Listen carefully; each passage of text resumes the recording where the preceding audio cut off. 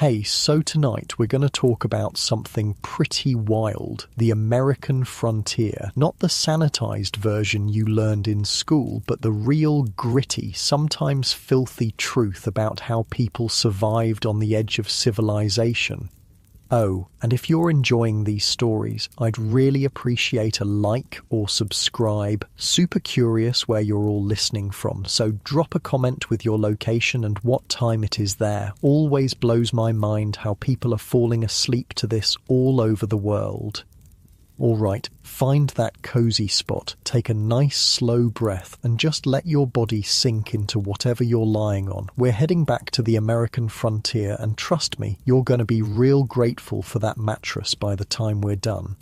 So, congratulations. You just woke up in a one-room log cabin somewhere on the American frontier around 1790. Your eyes adjust to the dim light filtering through the oiled paper window. No glass here. That's a luxury few can afford. You're lying on a cornhusk mattress on a simple wooden frame, and it crackles softly as you shift. The rough-hewn logs of the walls still smell of pine sap, sweet and sharp in the morning air.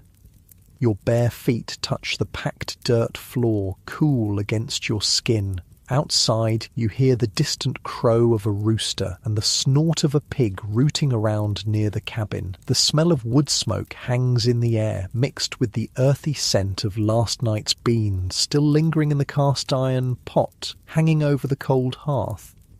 This is the American frontier, and in less than 70 years, the United States will expand from the original 13 colonies covering about 300,000 square miles to a massive nation spanning 2.8 million square miles of continental territory. It's one of the largest, fastest land grabs in human history, and you, my friend, are about to experience what it was really like to live through it.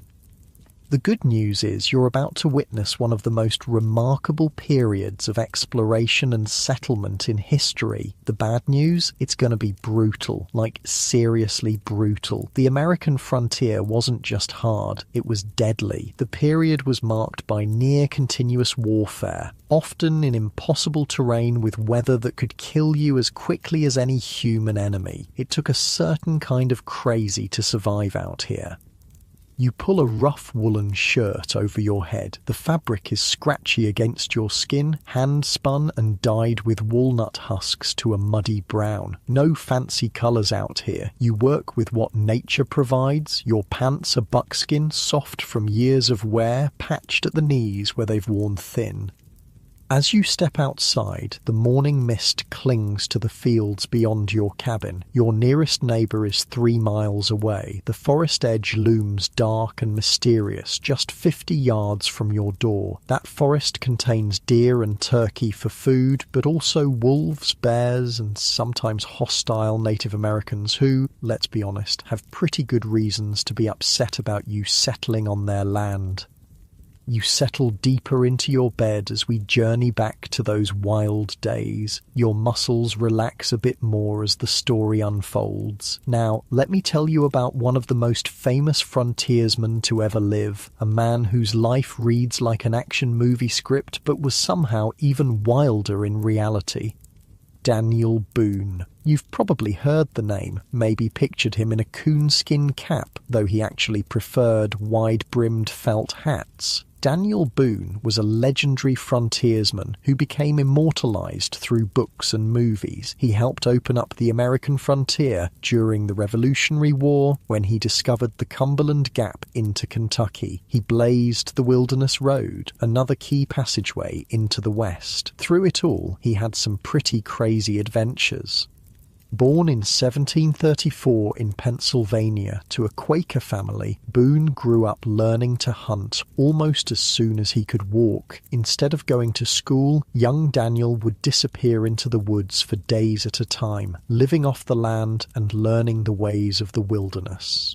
By the time he was a teenager, he could track a deer for miles by noticing bent grass stems or a single displaced pebble. He could move so quietly through the forest that animals wouldn't notice him until his rifle was already aimed. The Boone family eventually moved to North Carolina, where Daniel met his wife, Rebecca. She was quite a woman herself, tough as nails and fully capable of defending their homestead with a rifle when Daniel was away on his many expeditions. They had 10 children together, which was actually pretty standard for the time. More kids meant more hands to work the land and better chances that at least some would survive to adulthood.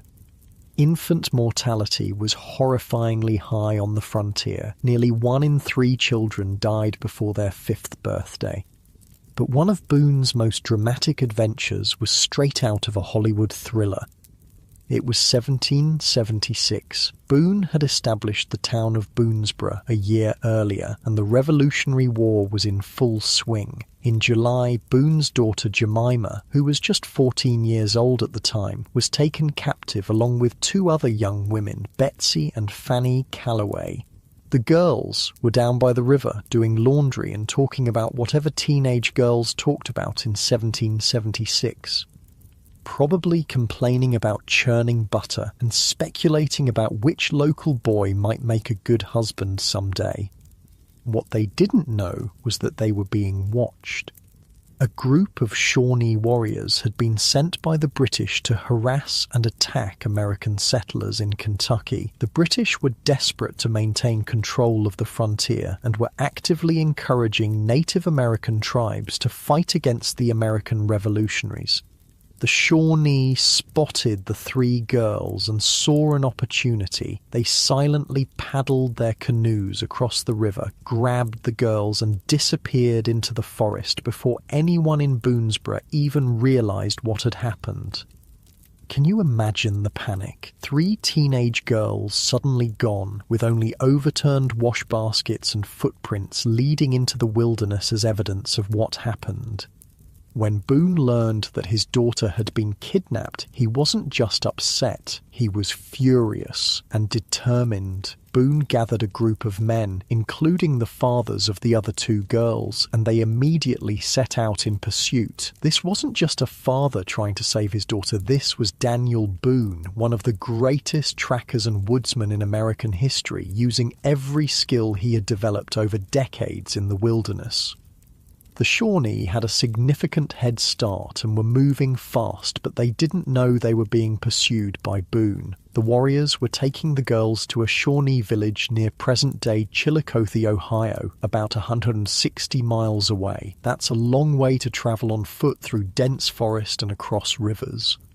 Boone and his rescue party followed the trail, moving as quickly as they dared while still being careful not to lose the tracks. They pushed through dense underbrush, forded streams, and climbed steep hills. The men barely stopped to rest, eating dried venison and cornmeal as they walked. At night, they would take turns sleeping for just a few hours while others kept watch. The Shawnee were clever, though. They tried several tricks to lose their pursuers, doubling back on their trail, walking through streams to hide their footprints, and splitting up temporarily before rejoining. But Boone was smarter. He could read the forest like you read words on a page. A broken twig, a disturbed stone, a faint footprint in moss. All of these told him exactly where the Shawnee were heading. After 3 days of relentless tracking, Boone and his men caught up with the Shawnee party. They found them making camp for the evening, the 3 girls sitting together, tired and frightened but unharmed. Boone knew they had to be careful. Rush in too quickly and the Shawnee might harm the girls. So they waited, hidden in the trees, watching the camp as darkness fell. The Shawnee built a fire and cooked a meal, unaware that Boone and his men were surrounding them, inching closer as the night deepened. When most of the warriors seemed to be sleeping, with just 2 keeping watch, Boone gave the signal. The rescue party burst into the camp from all directions at once, firing their long rifles and charging with tomahawks and knives. The surprise was complete. Several Shawnee warriors fell in the first volley of shots, and the others fled into the darkness, leaving everything behind, including the 3 girls. Jemima ran to her father, throwing her arms around him in relief. Within minutes, the rescue party gathered the girls and began the long journey back to Boonesboro. This dramatic rescue became one of the most famous stories of the frontier. It was later loosely adapted into James Fenimore Cooper's novel, The Last of the Mohicans, though Cooper changed many of the details. The real story of a father tracking kidnappers through 160 miles of wilderness to rescue his daughter was remarkable enough without embellishment. You might be thinking this sounds like the movie Taken, but with buckskin instead of a leather jacket, and you'd be right. Daniel Boone had a very particular set of skills he had acquired over a very long career as a frontiersman, skills that made him a nightmare for people who messed with his family. But Boone's adventures didn't end there. Just 2 years later, in 1778, the tables would turn dramatically.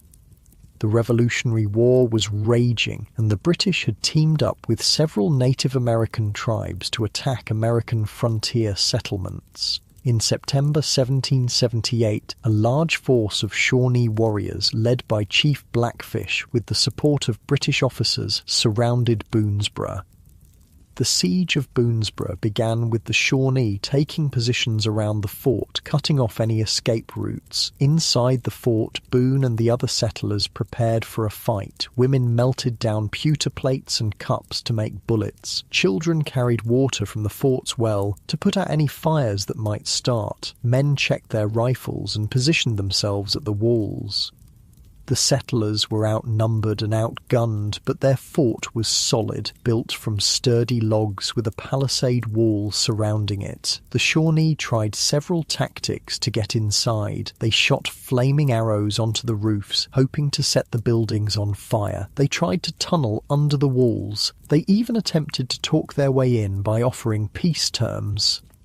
But despite their best efforts, the settlers held the fort. Days turned into weeks, and supplies inside Boonesboro began to run low. Ammunition was scarce, food was being carefully rationed, and tempers were fraying from the constant stress of being under siege.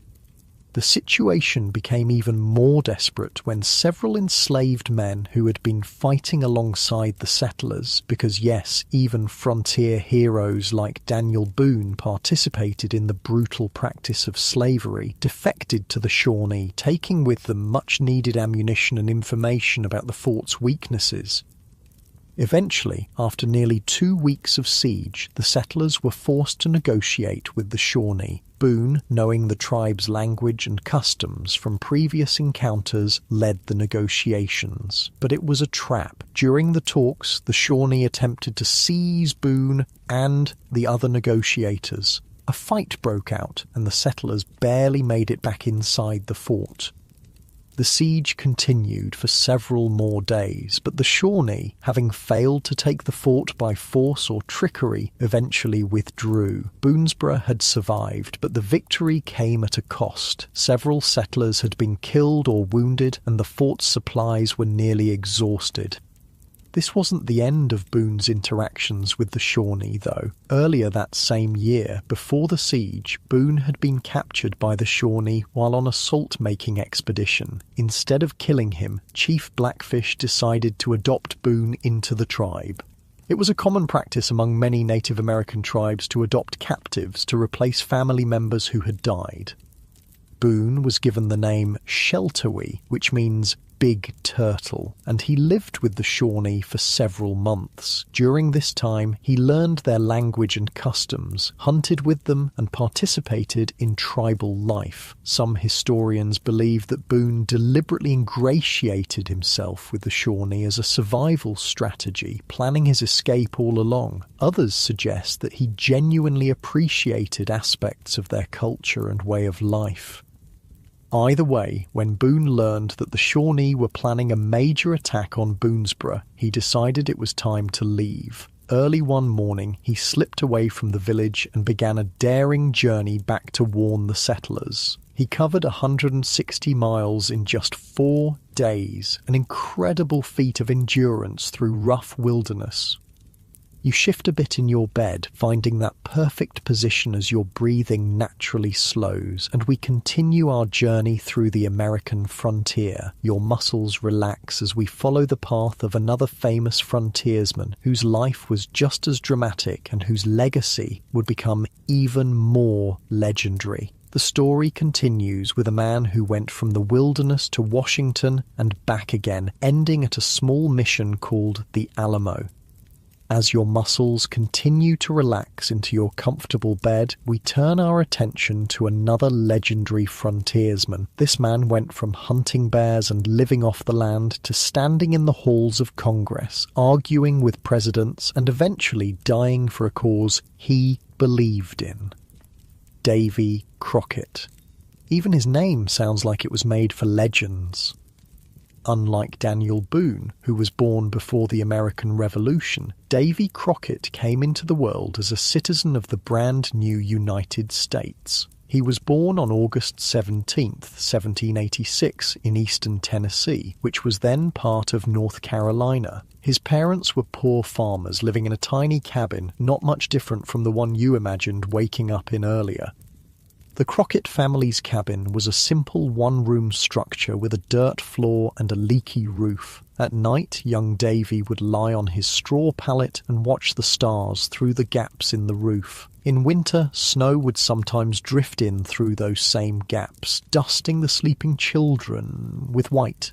The cabin was crowded with Davy's 8 siblings, so privacy was non-existent. Everyone ate, slept, and lived in that single room, with only the glow of the hearth fire for warmth and light. Davy's childhood wasn't easy. His father, John Crockett, struggled to make ends meet and was often in debt. When Davy was just 12 years old, his father hired him out to a cattle drover to help pay off a debt. Imagine that, 12 years old and sent off with strangers to drive cattle hundreds of miles through wilderness. That was life on the frontier. The cattle drive was brutal. Young Davy walked alongside the lowing herd from sunrise to sunset, his feet blistered and bleeding in his worn-out moccasins. At night, he'd collapse by the campfire, too exhausted to do more than choke down a bit of cornmeal mush before falling into dreamless sleep. The rain soaked him, the sun burned him, and the mosquitoes feasted on him. But he endured. When the cattle drive ended, Davy was supposed to return home. Instead, he found himself abandoned in a strange town, hundreds of miles from his family, with no money and no way to get back. Many children in his situation might have given up, not Davy Crockett. He worked odd jobs, saving every penny. He slept in barns and stables or under the stars when the weather allowed. He ate whatever he could find or earn, sometimes just a handful of nuts or berries from the forest edge, and slowly, over the course of 2 years, he made his way back home to Tennessee. This early hardship shaped Crockett into a resilient, self-reliant young man. By the time he was 18, he had struck out on his own, working as a cattle driver, guiding herds of livestock through the wilderness to markets in Virginia and Georgia. He quickly gained a reputation as a skilled frontiersman and hunter, known for his sharpshooting skills and ability to survive in the wilderness. You adjust your pillow, feeling the soft fabric against your cheek as you settle in. The weight of your blankets feels just right, not too heavy, not too light, just comfortable, just perfect.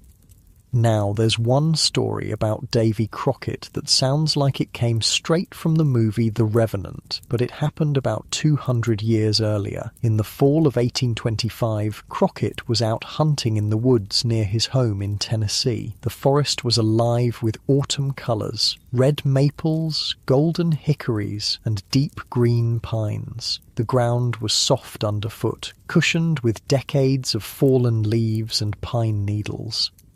The air was crisp, carrying the musky scent of decaying vegetation and the distinctive smell of approaching winter. Crockett was tracking a deer, moving silently through the underbrush, when he came across a large black bear instead. Now, an American black bear can weigh up to 600 pounds and stand over 6 feet tall on its hind legs. This was not a creature to be taken lightly. Crockett raised his rifle and fired a shot at the bear. The sound cracked through the forest like thunder, sending birds scattering from nearby trees. But the bear was so big and so close that the single shot wasn't enough to bring it down. Instead, it charged straight at Crockett, covering the distance between them in seconds. The massive animal knocked Crockett to the ground with a swipe of its powerful paw. The impact drove the breath from his lungs and sent his rifle spinning away into the leaves. The bear's hot breath washed over him, smelling of raw meat and wild animal. Its weight pressed down on his chest, nearly crushing him. In that moment, many men would have given up, but Davy Crockett wasn't most men. He managed to draw his hunting knife from his belt and engaged in a hand-to-hand struggle with the bear. Man and beast rolled across the forest floor, locked in a desperate battle for survival. Crockett stabbed at the bear repeatedly, the blade sinking into thick fur and fat. The bear roared in pain and fury, its claws raking across Crockett's body, tearing his buckskin clothing and the skin beneath. Blood, both human and ursine, soaked into the forest floor. For several minutes the outcome hung in the balance. Then, finally, one of Crockett's knife thrusts found the bear's heart. The massive animal shuddered, gave a final growl, and collapsed. Crockett lay beside the dead bear, gasping for breath, his body a mass of cuts and bruises. His leg was broken, and he was miles from the nearest settlement. Somehow he managed to drag himself to a creek where he washed his wounds as best he could. Then, using his rifle as a crutch, he began the painful journey home. It took him nearly 2 days to cover a distance he normally would have walked in a few hours. By the time he reached his cabin, he was delirious with pain and fever. His wife treated his wounds with poultices of herbs and wrapped his broken leg with strips of cloth. For weeks, he hovered between life and death, fighting off infection without the benefit of modern antibiotics. But like so many times before, Davy Crockett survived. Whether this exact bear story is true or embellished isn't really the point. Crockett was building up a legendary persona that would eventually propel him into politics and the national spotlight. And it worked. In 1827, he was elected to the Tennessee state legislature, and in 1827, he won a seat in the United States House of Representatives. Imagine the scene. Davy Crockett, dressed in his frontier clothing, walking into the hallowed halls of Congress in Washington, D.C. While other congressmen wore fine suits and silk cravats, Crockett often appeared in his buckskin jacket, looking more like he belonged in the forest than in the Capitol. He spoke plainly without the flowery language favoured by many politicians of the day, and people loved him for it. A piece of publicity that helped rocket, you see what I did there, Crockett into the national spotlight was a play called The Lion of the West. The play's main character wasn't named Davy Crockett, but he looked and acted a whole lot like the frontiersman. In this satirical comedy that poked fun at frontier life and politics, Crockett was portrayed as a larger-than-life figure, full of bluster and braggadocio, but also with a heart of gold. The character's homespun humour and folksy charm resonated with audiences across the country and helped to cement Crockett's status as an American icon. The play was also significant because it coincided with the rise of Andrew Jackson, another frontier figure who had become president in 1829. Crockett was initially a strong supporter of Jackson. Both men were from Tennessee, both had fought against Native American tribes, and both presented themselves as men of the people rather than elite politicians. But their alliance wouldn't last. During his time as a US representative from 1827 to 1835, Davy Crockett became increasingly frustrated with the political process in Washington. He was a member of the Whig Party, but he often clashed with party leaders and disagreed with their policies. One of Crockett's main frustrations was with what he saw as excessive government spending. He believed that the federal government was becoming too powerful and that it was wasting taxpayer money on unnecessary projects. He became particularly critical of President Jackson, despite the fact that the two were pretty good friends and allies initially. You take a deeper breath, feeling your belly rise and fall. The rhythm of your breathing naturally slows as you listen to the story unfold. Your shoulders sink just a little deeper into the mattress. The final straw that led to Crockett eventually leaving Congress and heading to Texas was the Indian Removal Act of 1830. This legislation, strongly supported by President Jackson, authorized the president to negotiate with southern Native American tribes for their removal to federal territory west of the Mississippi River in exchange for their homeland in the southeast. Crockett actually supported the act at first. He figured that the relocation would be beneficial for the Native Americans since they'd be removed from the influence of white settlers and given new land to cultivate. He also saw it as a way to open up new land for white settlement and to further expand the United States. But as the debate over the Indian Removal Act continued, Crockett started having doubts. He received letters from his constituents expressing opposition to the forced removal of the Cherokee people who were living in his home state of Tennessee. Many of these Cherokee had adopted European-style farming practices, built permanent homes, and even created their own written language. Some had converted to Christianity and were living in ways very similar to their white neighbours. The more Crockett learned about the situation, the more uncomfortable he became with the idea of forcing these people from their ancestral lands. He began to see the Indian Removal Act as a betrayal of American principles of justice and fair treatment. In a famous speech to Congress, Crockett declared that the Indian Removal Act was unjust and that the government had no right to force Native Americans from their land. He argued that the Cherokee people had a right to their ancestral homeland and that they should be allowed to stay. "I would sooner be honestly damned than hypocritically immortalized," he reportedly said, indicating that he would rather lose his political career than support a policy he believed was wrong. Despite his opposition, the act was ultimately passed, which led to the forced removal of thousands of Native Americans on what became known as the Trail of Tears. The journey was brutal. Of the approximately 16,000 Cherokee who were removed from their homes, about 4,000 died from exposure, disease, and starvation during the forced march. Disillusioned and angry, Davy Crockett decided not to run for re-election to Congress in 1835. Instead, he famously told his constituents, "You may all go to hell and I will go to Texas," and that's exactly what he did. Texas in the 1830s was part of Mexico, but it had a growing population of American settlers who were chafing under Mexican rule. These settlers, along with some Mexican citizens, were pushing for independence from Mexico. When Crockett arrived in San Antonio in early 1836, he joined a group of volunteers defending the Alamo, an old Spanish mission that had been converted into a fortress.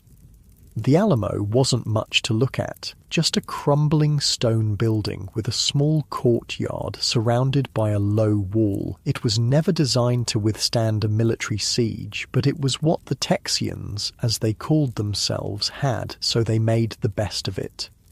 Crockett and his fellow defenders, which included some famous frontiersmen in their own right, including Jim Bowie of Bowie knife fame, faced off against a Mexican army led by General Antonio Lopez de Santa Anna. The siege of the Alamo lasted for 13 days, with Crockett and the Texians holding out against overwhelming odds.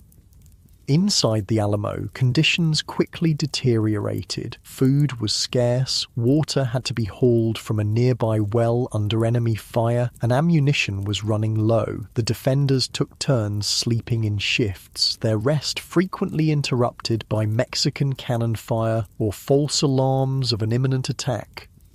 Crockett, despite being new to the Texian cause, quickly became a leader among the defenders. His experience as a frontiersman and his natural charisma made him someone the others looked to for guidance and courage. He was often seen patrolling the walls, his trusty rifle, Betsy, in hand, offering words of encouragement to the younger, less experienced fighters.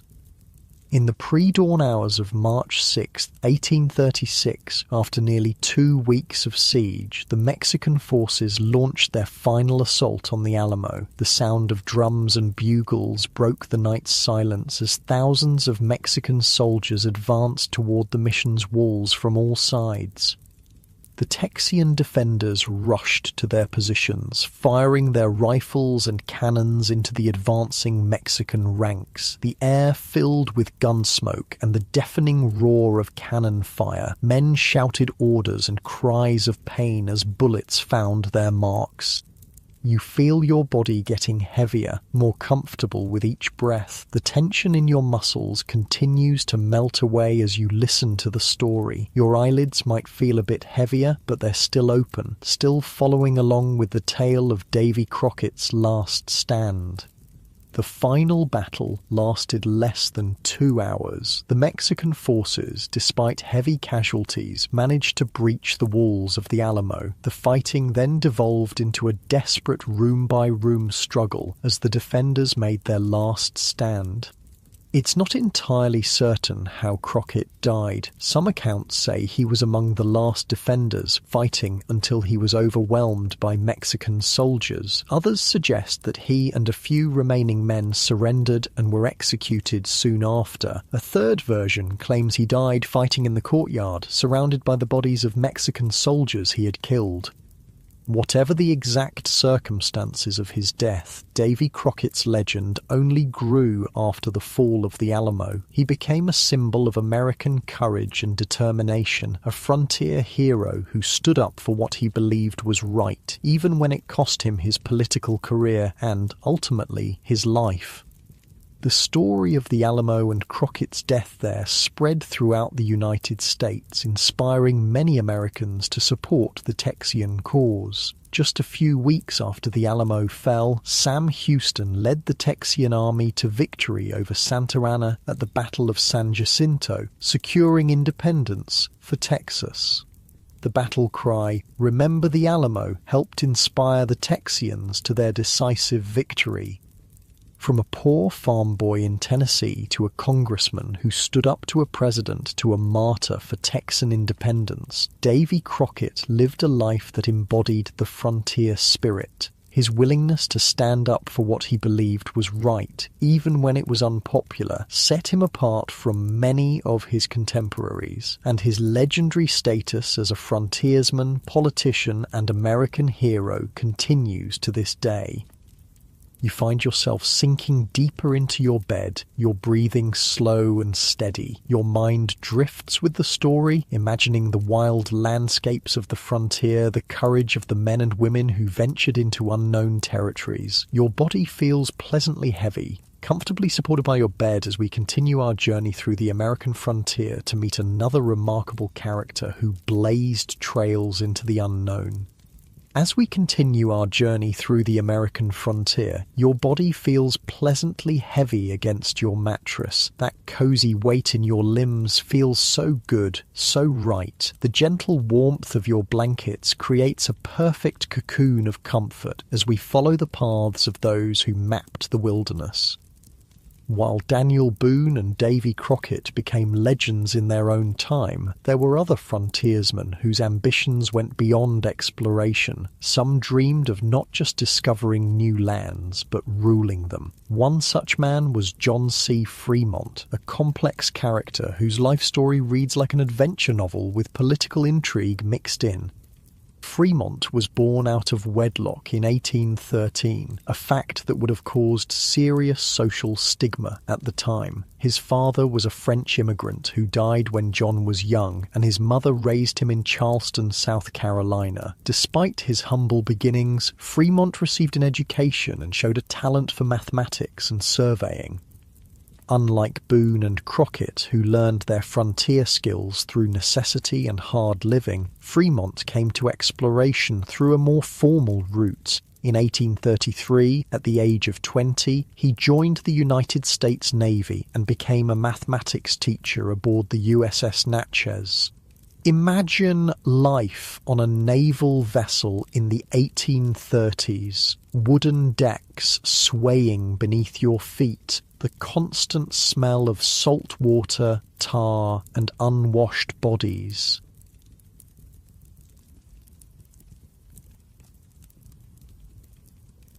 Hammocks strung below decks where men slept in shifts, the air hot and thick with the breath of dozens of sailors. The close quarters and strict discipline of naval life were a far cry from the freedom of the frontier, but they taught Fremont valuable lessons about leadership and precision. He spent the next few years exploring the coastal waters of the Gulf of Mexico and the Caribbean, learning how to survey and chart new territories. The skills he developed, using instruments to measure angles and distances, creating accurate maps of unknown areas, navigating by the stars, would serve him well in his later explorations of the American West. Fremont was discharged from the Navy in 1838 and moved to Washington, D.C., where he worked as an assistant to the chief clerk of the U.S. Bureau of Topographical Engineers. This position connected him with important figures in the government and scientific community. One crucial connection was with Senator Thomas Hart Benton of Missouri, a powerful politician who strongly supported westward expansion.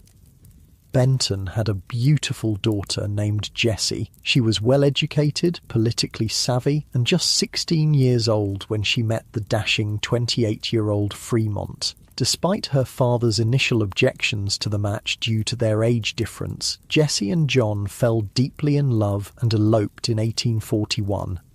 Far from being angry about the elopement, Senator Benton soon became Fremont's strongest supporter. With his father-in-law's political backing, Fremont was appointed to lead several important exploring expeditions to the Western Territories. You shift slightly in your bed, feeling the pleasant weight of your body sinking deeper into the mattress. The pillow cradles your head just right as we continue our journey through the American frontier. Fremont's first major expedition began in 1842 when he was tasked with exploring and mapping the Oregon Trail as far as the South Pass in Wyoming. The Oregon Trail was a 2,170-mile route that stretched from Independence, Missouri to Oregon's Willamette Valley. It was the main pathway for American settlers heading west, though at this time it was little more than a rough track through wilderness. Imagine setting out on such a journey. Your belongings are packed into a wagon drawn by oxen, sturdy, slow-moving animals that can pull heavy loads but require constant attention. The wagon itself is not the comfortable Conestoga wagon often depicted in movies, but a simpler farm wagon covered with canvas to protect your supplies from the elements. The wheels creak and groan with every rotation, a constant soundtrack to your westward journey. You rise before dawn each day, the eastern sky just beginning to lighten as you build a fire to cook a simple breakfast of bacon and cornmeal mush. The smell of wood smoke and frying pork fills the air, mingling with the earthy scent of prairie grass wet with dew. By the time the sun crests the horizon, you're already on the move, walking alongside the wagon to spare the oxen your weight. The trail stretches endlessly before you, cutting through vast prairies where the grass grows higher than your head in some places. Mosquitoes and flies buzz constantly around you and your animals, an irritating cloud that no amount of swatting seems to diminish. In the distance, you might spot a herd of buffalo, thousands strong, the ground trembling beneath their massive weight. At night, you circle the wagons not for protection, as the movies suggest, but to create a corral for your animals. You sleep under the stars, the Milky Way stretched across the sky like a glittering river. The night air grows cold, even in summer, and you pull your blanket tighter around you as coyotes howl in the distance. This was the life Fremont and his expedition experienced as they charted the Oregon Trail. But unlike the settlers who would follow this path, Fremont had a scientific purpose. He carried precision instruments to measure latitude and longitude, barometers to record atmospheric pressure, thermometers to note temperatures, and other tools of the surveyor's trade. With these instruments, he created detailed maps and reports that would guide thousands of settlers in the years to come. Fremont was accompanied on this and later expeditions by Kit Carson, another legendary frontiersman we'll hear more about soon. Together, they explored the Rocky Mountains, confirmed the existence of the Great Salt Lake, and mapped much of what would become the American West. But Fremont's story takes a controversial turn when we look at his interactions with Native American tribes. Like many explorers of his time, Fremont's record on treatment of indigenous peoples is mixed at best and disturbing at worst. In 1844, Fremont and his expedition took over a Native American village near the Great Salt Lake in Utah without permission. The tribe, likely Shoshone or Ute, returned to find strangers occupying their homes. When they protested, Fremont's men destroyed the village and crops and killed several Native Americans who resisted. Later, during an 1845 expedition, Fremont and his men came across a group of Klamath Indians in California. When one of Fremont's horses was stolen, he ordered his men to attack the Klamath village, ending several people's lives and burning their homes. This disproportionate response to the theft of a single horse reveals the colonial mindset that valued European American property over indigenous lives. Your breath deepens naturally as you listen. Each inhale and exhale a little slower, a little more relaxed than the one before. The weight of your body feels so good against the surface of your bed, supported perfectly as we continue our journey. Despite his questionable treatment of Native Americans, Fremont was actually an abolitionist who opposed slavery. In a lot of ways, he was a confusing figure to pin down, capable of both progressive thinking on some issues and callous disregard on others. This complexity reflects the contradictory nature of American expansion itself, which brought both opportunity and devastation, depending on who you were. Fremont's most controversial action came in 1846, at the beginning of the Mexican-American War. He had been sent to California, which was then part of Mexico, ostensibly to survey the region, but his true mission, possibly given to him unofficially by President James K. Polk, was to help foment rebellion among the American settlers living there. California in 1846 was a sparsely populated territory with only about 7,000 Mexican citizens and perhaps 700 American settlers. The Mexican government was distant and weak, and many Americans believed that California would eventually become part of the United States, either through purchase or conquest. Fremont met with a group of American settlers in Sonoma, where they discussed the possibility of declaring independence from Mexico. He was cautious at first about getting overtly involved in political activities, but he did provide the settlers with weapons and ammunition from his own supplies. On June 14, 1846, the rebels raised what became known as the Bear Flag, a homemade banner featuring a crude drawing of a grizzly bear, a red star, and the words California Republic. This flag, created from a piece of white cotton cloth and some red flannel, would later become the basis for the state flag of California that we know today. The Bear Flag revolt was short-lived, however. The US Army quickly swooped in and took control of the region as part of the larger war effort against Mexico. Within a month, the Bear Flag was replaced by the Stars and Stripes, and California was claimed for the United States. Fremont's role in this revolt was controversial even at the time. He was a military officer who had acted without clear authorization from his superiors. Some accused him of trying to create his own personal empire in California. Others praised him for helping to secure valuable territory for the United States.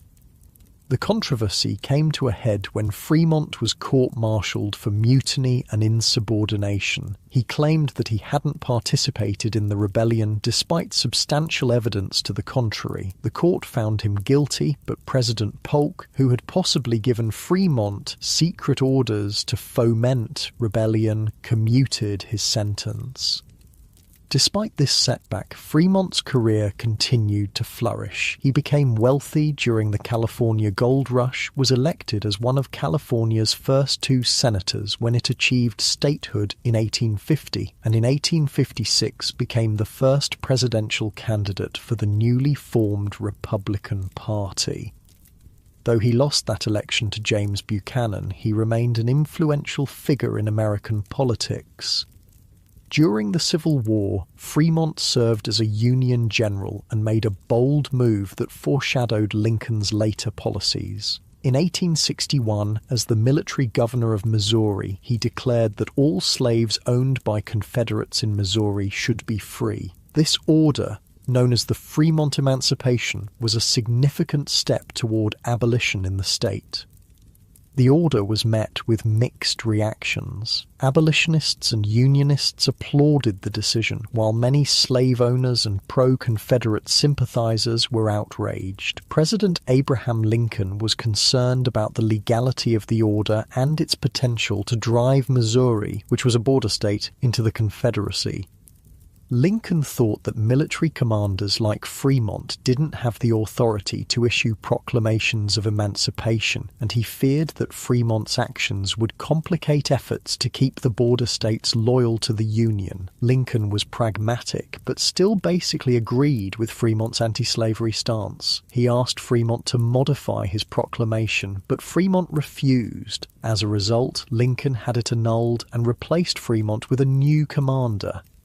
The two would later reconcile, and Lincoln appointed Fremont to a command in Virginia, where he fought against the Confederacy. But this episode highlights Fremont's independent streak and his willingness to act on his beliefs, even when it put him at odds with authority. You notice your breathing has settled into a slow, steady rhythm. Your body feels heavy and warm, so comfortable in your bed. With each breath, you sink a little deeper into relaxation as we continue our exploration of the American frontier. Fremont's partner in exploration and conquest was another legendary frontiersman, Kit Carson. While Fremont was educated and politically connected, Carson was a self-made man of the wilderness, more at home in the mountains than in civilized society. Christopher Kit Carson was born on December 24, 1809, in Kentucky, though his family soon moved to Missouri. His father died when Kit was only 9 years old, and at the age of 14 he was apprenticed to a saddle maker, but the young Carson found the routine of apprenticeship stifling and longed for adventure. At the age of 16, Carson ran away from his apprenticeship and joined a group of traders heading to Santa Fe, New Mexico. This journey marked the beginning of his life as a frontiersman. The trail to Santa Fe was dangerous, crossing hundreds of miles of prairie and desert, territory controlled by various Native American tribes who were often hostile to American travelers. Imagine young Kit Carson on this journey, a skinny teenager with a mop of unruly hair, riding a mule alongside weathered traders 3 times his age. His clothes were simple homespun cotton and leather, already dusty and sweat-stained from the trail. His fair skin quickly burned under the relentless sun, peeling and blistering before eventually tanning to a leathery brown. The traders taught him practical skills, how to track game, find water in seemingly dry landscapes, predict weather changes by watching the sky, and communicate with Native American tribes through a mixture of sign language and broken Spanish. These lessons weren't taught in any classroom but were vital for survival on the frontier. In Santa Fe, Carson found work as a fur trapper and mountain man. He spent much of his early career in the Rocky Mountains, trapping beavers and other fur-bearing animals. The life of a mountain man was solitary and dangerous. Trappers would spend months alone in the wilderness, setting their traps along cold mountain streams and living off whatever game they could hunt. The mountain men had to be self-sufficient in the extreme. They made their own clothing from the hides of animals they trapped, treated their own injuries with herbal remedies learned from Native Americans, and navigated vast territories without maps, using only the sun, stars, and their own memory of landmarks. During winter, the mountain men would gather at rendezvous sites to sell their furs to company representatives and replenish their supplies. These rendezvous became legendary events, part market, part festival, and part drunken brawl. Traders, trappers, and Native Americans would gather to exchange goods, share information about trail conditions and hunting grounds, gamble, race horses, and drink themselves into oblivion on raw whiskey. Kit Carson quickly gained a reputation as an expert guide and hunter. He spent much of his early career in the Rocky Mountains, trapping beavers and other fur-bearing animals. During this time, he also worked as a guide for expeditions into the frontier, including the 1829-1830 expedition led by Ewing Young and the 1832-1833 expedition led by Captain Benjamin Bonneville. Carson's knowledge of the Western Territories was encyclopedic. He could read the landscape like a book, knowing where to find water in drought conditions, which plants were edible, which trails were passable in different seasons, and which Native American tribes controlled which territories. This knowledge made him invaluable to explorers like Fremont, who had formal education but lacked practical wilderness experience. Carson's fame spread beyond the frontier through a series of dime novels called The Life and Adventures of Kit Carson. These cheap, sensationalized books were wildly popular in eastern cities where readers were hungry for tales of frontier adventure. The Kit Carson of the dime novels was a larger-than-life hero who could outfight, outshoot, and outsmart any adversary. The real Carson was reportedly embarrassed by these exaggerated accounts, especially since he was illiterate and couldn't read them himself.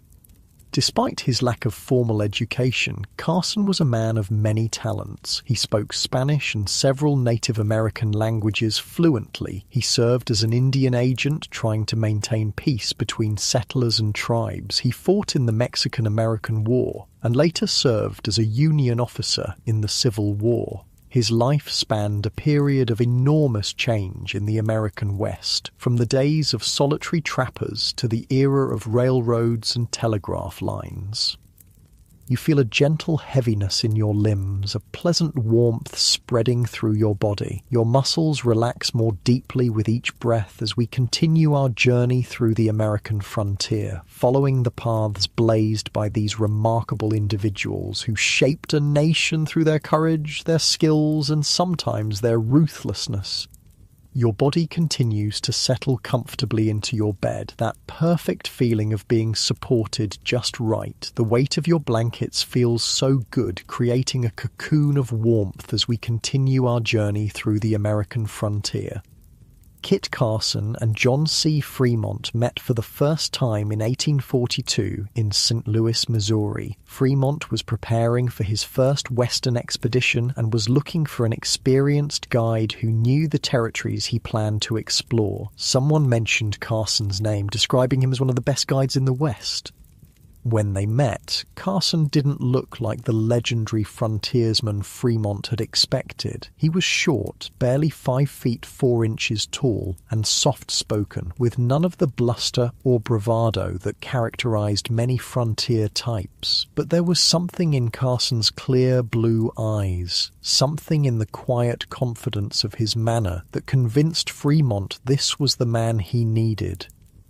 Their meeting was brief and businesslike. Fremont explained his mission: to explore and map the territories along the Oregon Trail as far as South Pass in Wyoming. Carson listened quietly, occasionally asking a question about supplies or timing. By the end of their conversation, he had agreed to join the expedition for the modest sum of $100 per month. Good money in the 1840s, but hardly a fortune for a man risking his life in unknown territories.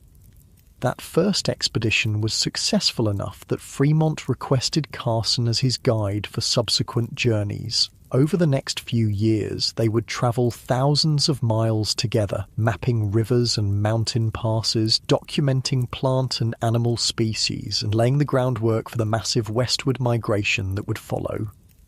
Their partnership was an effective one, combining Fremont's scientific knowledge and political connections with Carson's practical wilderness skills and experience with Native American tribes. But it was also a partnership that would lead to controversy and violence, particularly during their time in California. As you breathe slowly and deeply, feeling the gentle rise and fall of your chest, imagine the California of the 1840s. It wasn't the populous, developed state we know today. It was a remote Mexican territory, sparsely populated and largely undeveloped. The coastline was dotted with small settlements, missions established by Spanish priests, pueblos where Mexican citizens lived, and a few trading posts where American and European ships would stop to take on supplies.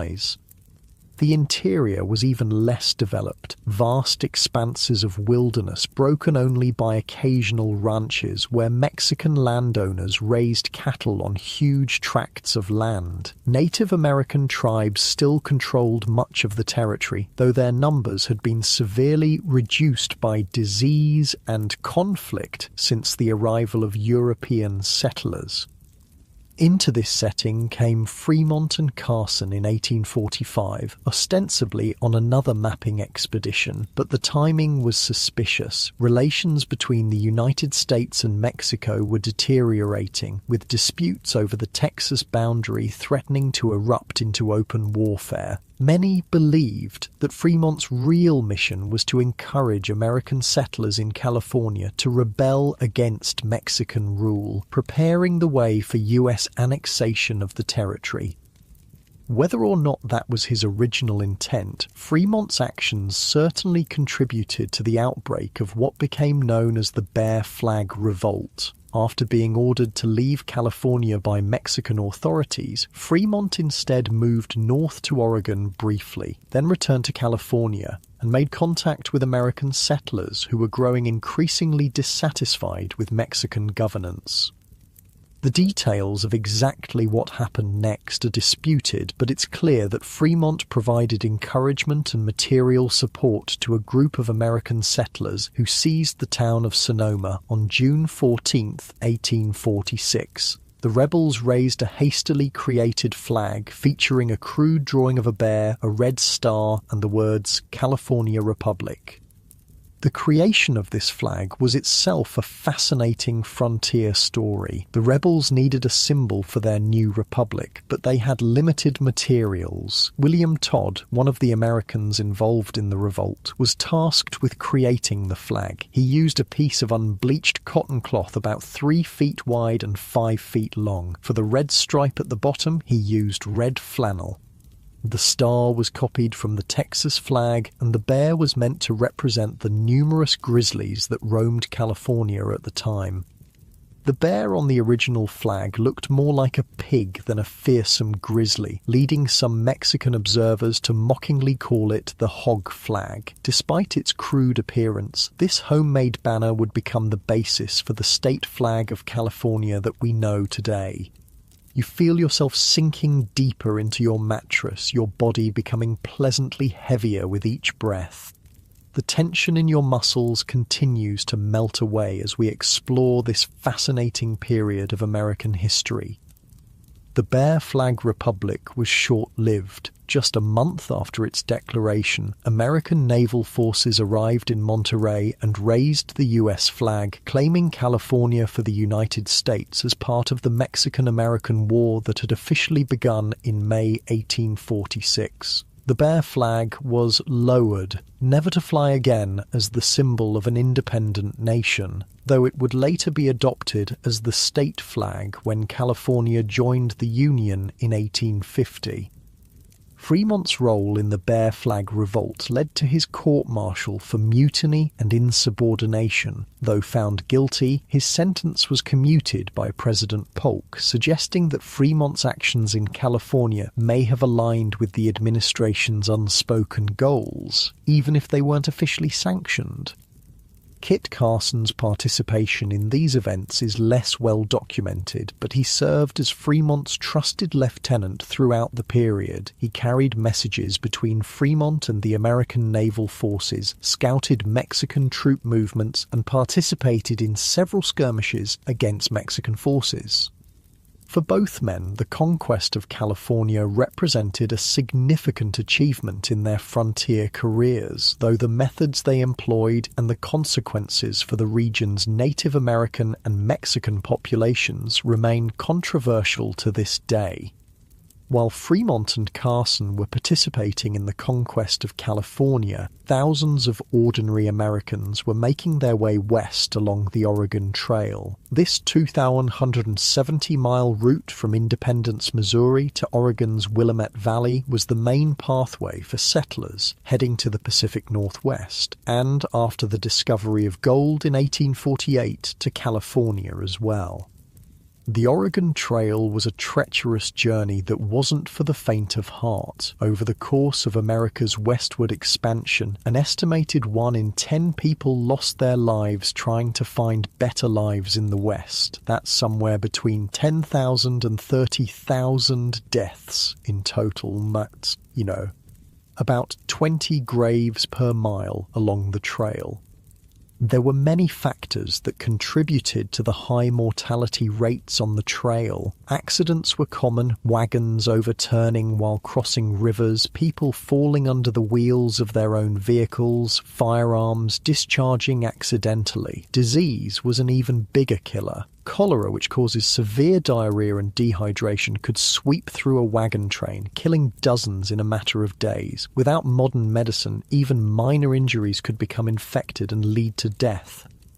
The harsh conditions of the journey took their toll as well. Freezing cold in the mountains, scorching heat on the plains, lack of water in the deserts, all these contributed to the suffering of the travellers. Many people also suffered from malnutrition and dehydration. It was difficult to carry enough food and water for the long journey, and the lack of medical care meant that any infection was a possible death sentence. Native American attacks, while less common than popular culture might suggest, were another danger. Most tribes were willing to trade peacefully with the settlers and even provide guidance on the best routes. But as more and more whites encroached on tribal lands, conflict became inevitable. Some wagon trains were attacked, though these incidents were relatively rare compared to the deaths from disease and accident. Your breathing has settled into a slow, steady rhythm now. With each exhale, you feel a pleasant heaviness spreading through your body from your toes all the way up to your head. So comfortable, so relaxed. Despite the dangers, thousands of families packed up their belongings and set out on the Oregon Trail, driven by the promise of free land and new opportunities in the West. Their journey typically began in spring, when the prairie grass was high enough to feed their draft animals, but early enough to cross the mountains before winter snows made the passes impassable.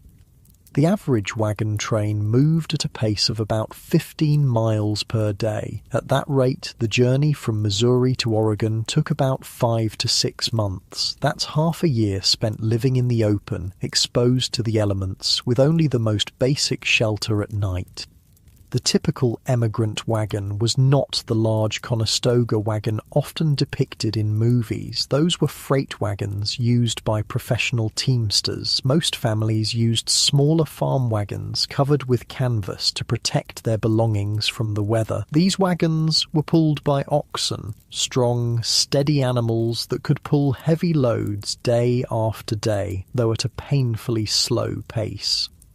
Daily life on the trail followed a predictable routine. Travelers would rise before dawn, cook a simple breakfast over a campfire, hitch up their teams and be on the move by sunrise. They would travel until midday, then stop for a brief rest during the hottest part of the day.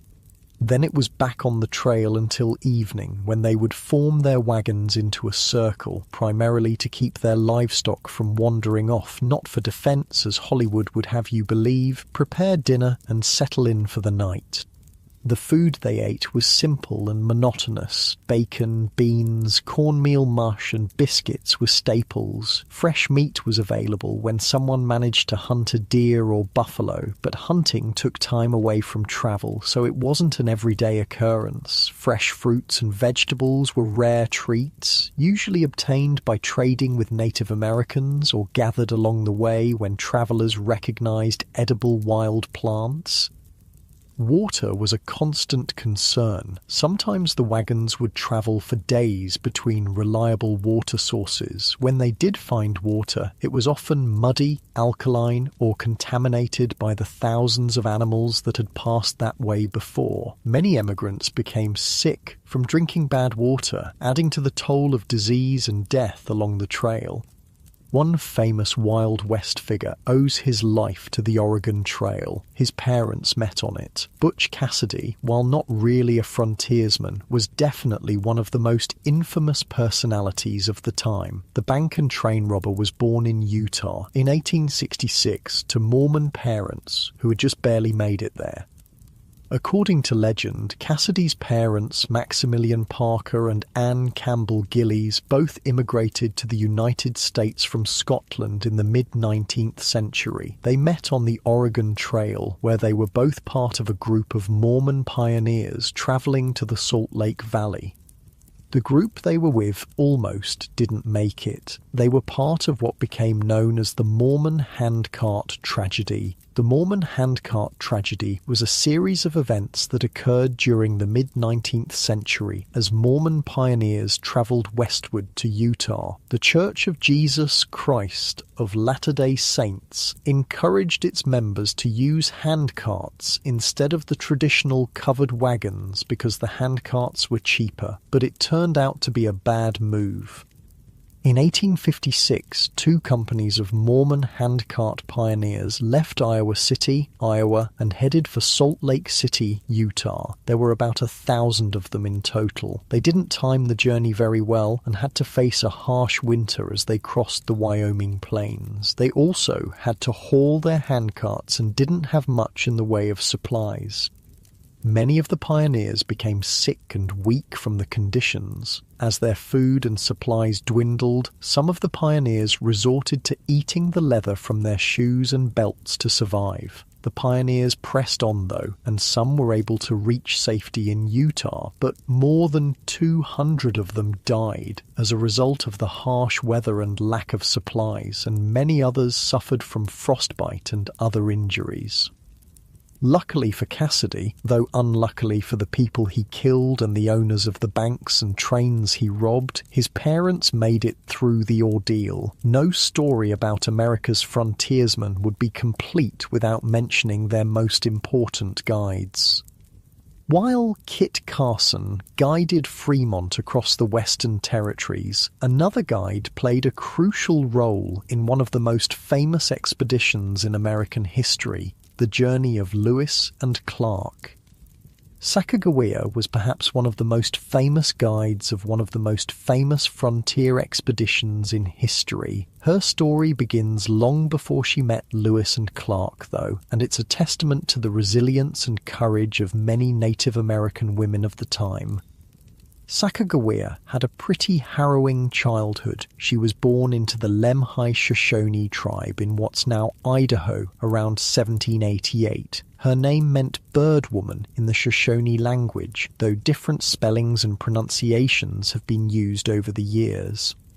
When she was about 10 years old, a group of Hidatsa warriors raided her village and captured her and several other girls. The Hidatsa were a neighboring tribe to the Shoshone, and they really didn't get along. Being captured by an enemy tribe was a terrifying experience for a young girl.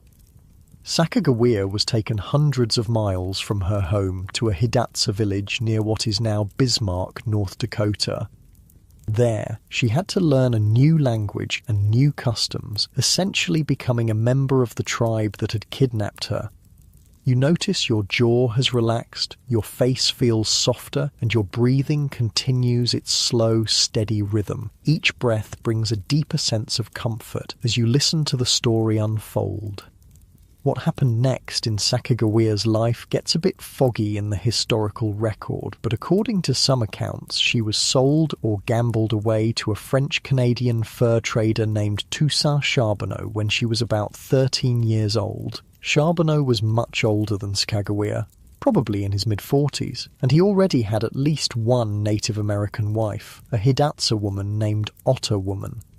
Charbonneau had been living among the Hidatsa for some time, learning their language and customs while engaging in the fur trade. He saw in Sacagawea an opportunity, a young woman who could speak both Hidatsa and Shoshone, which would be valuable for a trader who needed to communicate with different tribes. Another story suggests that Charbonneau won Sacagawea in a game of chance, either dice or cards, from the group of Hidatsa men who had captured her. In this version, Charbonneau wasn't looking for wife number 2, but instead saw an opportunity to use Sacagawea's language skills to his advantage. Regardless of how it happened, Sacagawea became Charbonneau's wife and accompanied him on his travels throughout the West. By the time the Lewis and Clark expedition arrived at the Hidatsa village in the winter of 1804-1805, Sacagawea was pregnant with her first child. When Meriwether Lewis and William Clark arrived at the Hidatsa Mandan villages in present-day North Dakota, they were looking for guides who could help them navigate the unknown territories ahead and communicate with the tribes they would encounter. Charbonneau presented himself as an interpreter, and the expedition leaders hired him primarily for his language skills. But it quickly became apparent that Sacagawea was the more valuable addition to the team. She gave birth to her son, Jean-Baptiste Charbonneau, on February 11th, 1805, just a couple of months before the expedition was set to continue its journey westward. Despite having a newborn baby, Sacagawea joined the expedition when it left the Hidatsa Mandan villages in April 1805.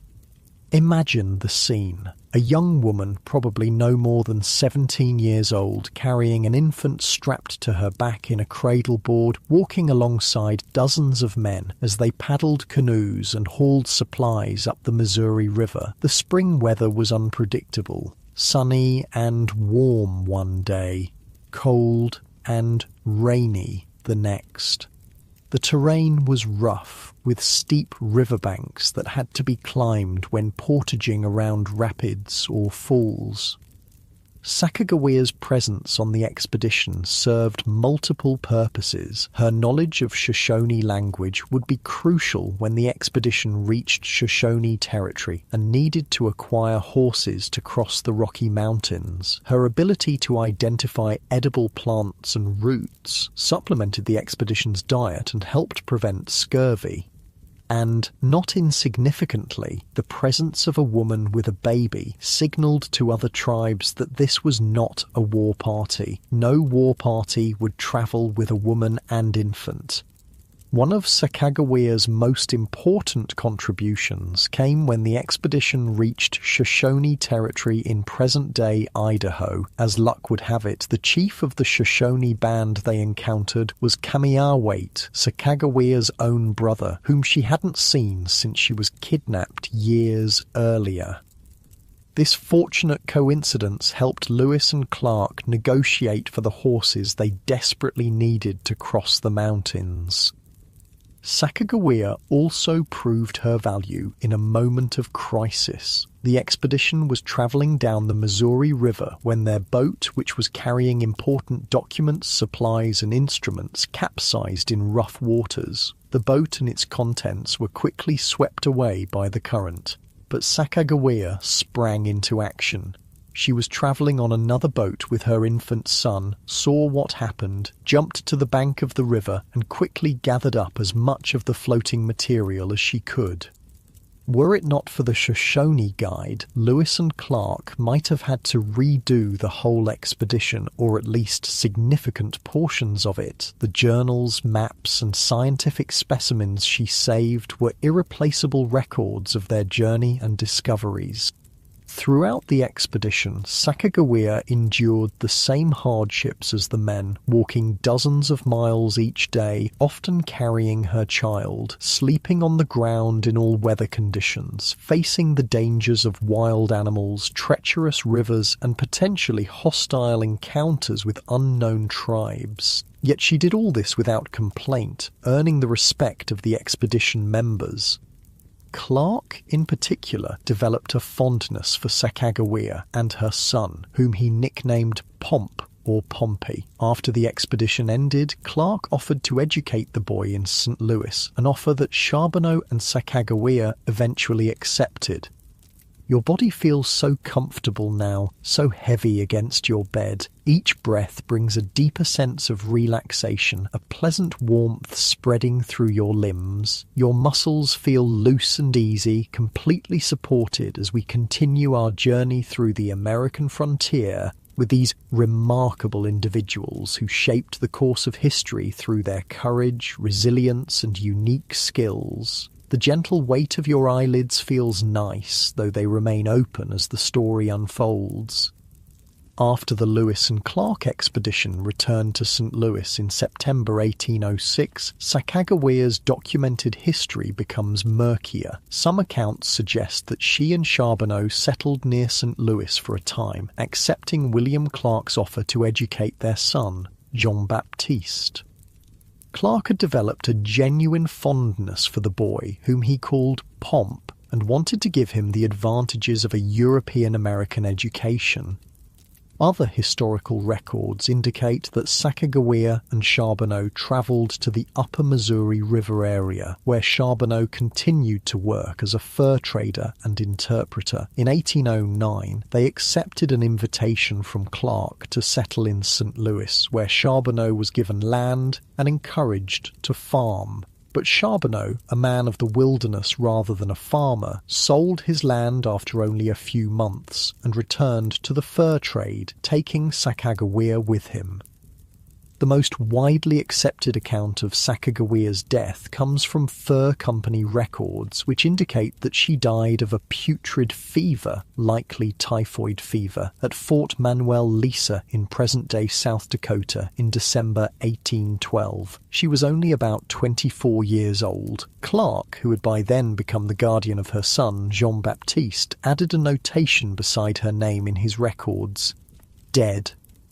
However, some oral traditions among certain Native American tribes tell a different story. According to these accounts, Sacagawea left Charbonneau, returned to her Shoshone people, and lived to be nearly 100 years old, dying in Wyoming in 1884. This alternative narrative has gained some support, but lacks the contemporaneous written evidence that historians typically rely on. Regardless of when or how she died, Sacagawea's contribution to the Lewis and Clark expedition and, by extension, to the expansion of the United States was significant. Without her knowledge of languages, plants, and territories, the expedition might not have succeeded. She has since become an American icon, one of the few Native American women whose name is widely recognized in American history.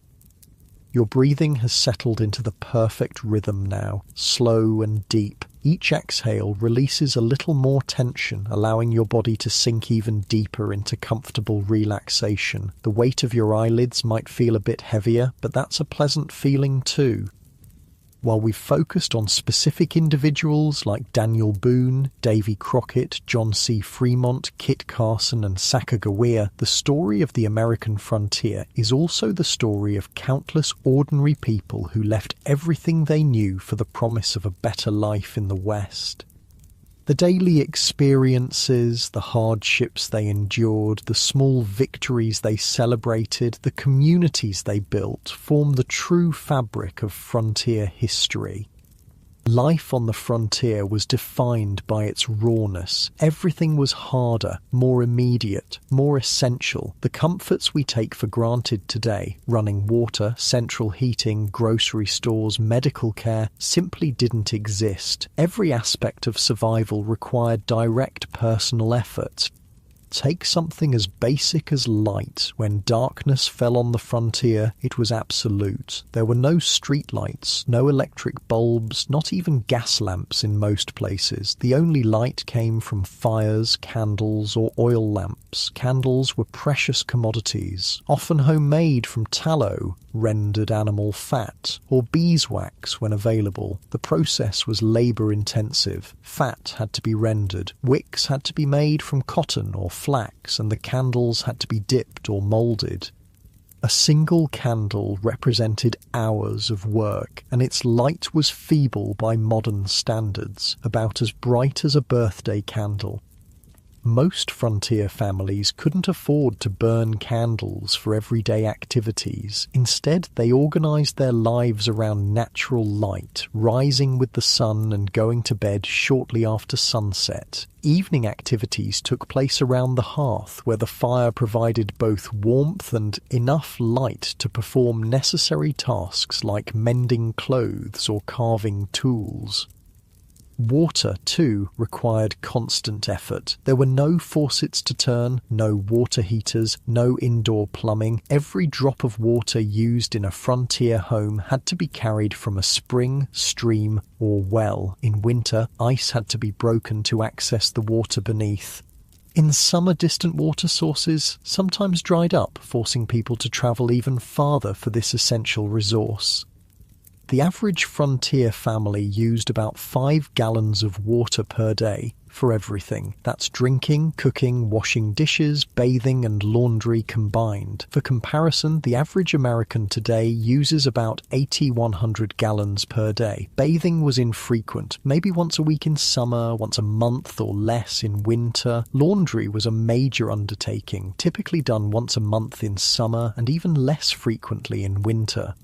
Food preservation was another constant challenge. Without refrigeration, meat had to be eaten quickly, smoked, dried, or salted to prevent spoilage. Fruits and vegetables were preserved by drying, pickling, or making them into jams and preserves. Root vegetables like potatoes and turnips could be stored in root cellars, essentially holes dug into the ground that maintained a cool, steady temperature year-round.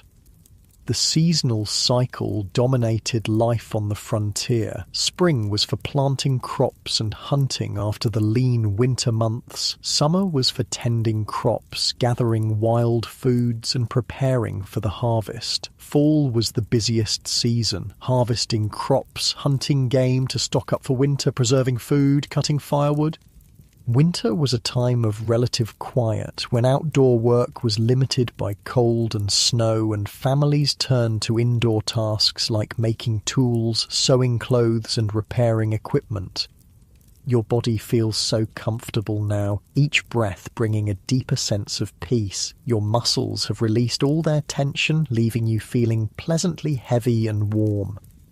Medical care on the frontier was primitive by modern standards. Most ailments were treated at home using folk remedies passed down through generations. These remedies ranged from the genuinely effective willow bark tea for pain relief. It contains salicylic acid, the active ingredient in aspirin, to the bizarre and sometimes dangerous mercury compounds for treating syphilis, which often caused more harm than good. Childbirth was a particularly dangerous time. Women typically gave birth at home with the assistance of a midwife or female relatives. There were no pain medications, no antibiotics to prevent infection, no emergency caesarean sections for complicated deliveries. Maternal and infant mortality rates were high. About 1 in 8 women died in childbirth, and nearly 1 in 3 children died before their 5th birthday.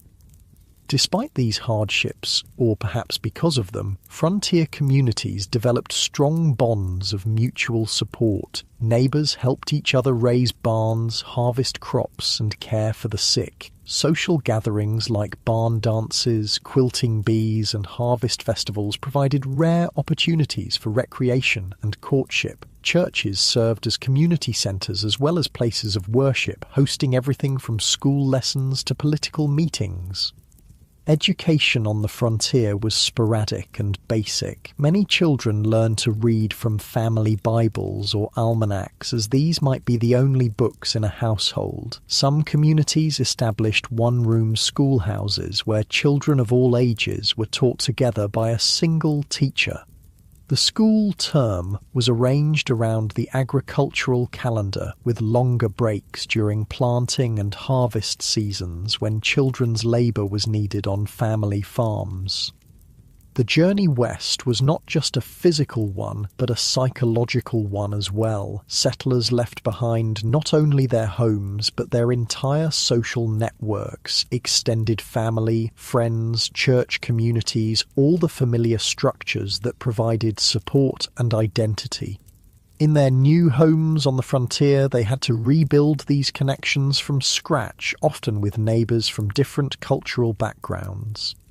This mixing of cultures was one of the defining features of the frontier. German immigrants settled alongside Irish, Scandinavian, and English. Former Northerners and Southerners became neighbours after the Civil War. Native American tribes interacted with white settlers in ways ranging from trade and cooperation to conflict and resistance. African Americans, both free and formerly enslaved, established communities and sought opportunities denied them in the East.